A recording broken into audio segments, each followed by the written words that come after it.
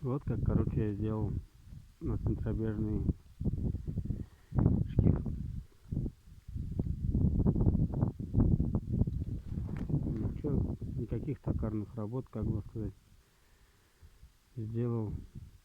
У меня был 7 лошадиных, короче, движок. Я его металлами брал. Из него вырезал, короче,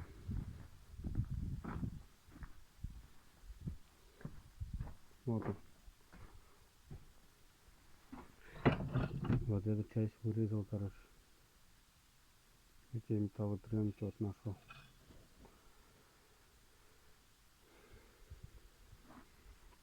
Сейчас даже наглядно разберу, покажу.